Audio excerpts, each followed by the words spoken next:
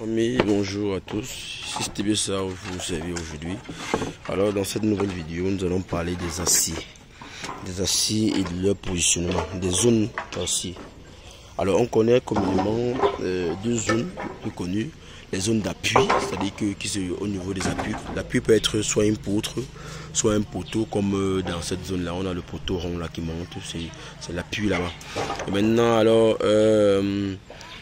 comment est-ce qu'ils travaillent? Généralement, les aciers en appui, en travée d'abord, commençons par les aciers en travée, sont les aciers qui sont situés au bas des poutres, comme vous voyez là.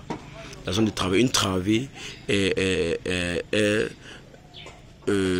cet espacement qu'on a entre deux appuis, c'est-à-dire de ce poteau, peut-être à cette poutre-ci, on a cette travée-ci. Vous voyez dans les aciers en travée. Ici, par exemple, on a 3 lits en acier HA16. On a 1, 2, 3 lits. Vous voyez là, multiplié par 1, 2, 3, 4 lits à l'intérieur. C'est des aciers qui travaillent comme ça en appui. Ces aciers sont prévus pour résister aux efforts de flexion.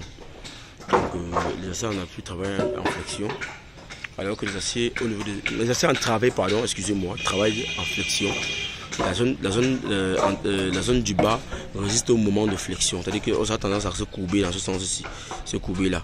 Donc ces aciers empêchent cette flexion-là. Tandis que les aciers en appui maintenant, les aciers en appui, travaillent dans la zone de traction. La zone de traction, c'est toute la zone du haut de nos poutres, cette zone du haut aussi, comme vous voyez les aciers là, c'est cette zone qu'on appelle la zone d'appui.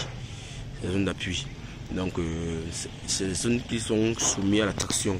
Quand on peut se cisailler, elle commence par ce haut là, et en bas, elle va plutôt fléchir. Voilà. On va plutôt fléchir et cet acier en travée reprend le moment de flexion, tandis que cet acier en appui reprend le moment de traction. On a également, on peut vous présenter cette poutre qui commence avec certaines sections, qui continue une autre section. Justement, ça existe parce que dans cette zone là, le travail est différent. C'est-à-dire après cet appui-ci, le travail est différent. Voilà pourquoi la poutre se réduit en sections. Donc voilà.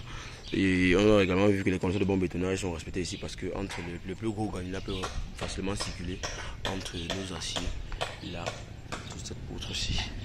Ok. Donc voilà, nous sommes ici sur le chantier 6TB Tonga. Voilà. Donc zone d'appui, c'est soit au niveau des appuis ou toute la zone du haut de la poutre. Voilà, zone de travée, c'est cette zone intermédiaire entre deux appuis en bas. Voilà. Et maintenant, les aciers en appui travaillent en traction, les aciers en travée travaillent en flexion. Voilà. Voilà. Il résiste à l'effort de flexion. Voilà. Maintenant, la position, c'est que les aciers sont situés du bas de la poutre jusqu'au maximum à l'axe neutre de la poutre. Voilà. L'axe neutre se situe généralement vers le milieu central de la poutre.